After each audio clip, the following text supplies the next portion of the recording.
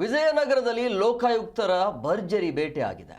ಲೋಕಾಯುಕ್ತರ ಕೈಗೆ ಸಿಕ್ಕಿ ಬಿದ್ದಿದ್ದಾನೆ Devadas and Maruti. PWD engineer ಈತ, ಅಕೌಂಟೆಂಟ್ ಇಬ್ಬರು ಕೂಡ ಈಗ ಲೋಕ ಬಲೆಗೆ ಬಿದ್ದಿರುವಂಥದ್ದು. ಬಿಲ್ ಬಿಡುಗಡೆ ಮಾಡುವಂಥ ಸಂದರ್ಭದಲ್ಲಿ 1 ಲಕ್ಷ ರೂಪಾಯಿಗೆ ಇವರು ಲಂಚಕ್ಕೆ ಬೇಡಿಕೆ ಇಡ್ತಾರೆ. ಕಾಂಟ್ರಾಕ್ಟರ್ ದೂರಿನ ಬೆನ್ನಲ್ಲೇ ಲೋಕ ಕಾರ್ಯಾಚರಣೆ ಮಾಡುತ್ತೆ. ಅಧಿಕಾರಿಗಳನ್ನು ಈಗ ವಶಕ್ಕೆ ಪಡೆದುಕೊಂಡು ಲೋಕಾಯುಕ್ತ ಪೊಲೀಸರು ತನಿಖೆಗೆ ಮುಂದಾಗಿದ್ದಾರೆ.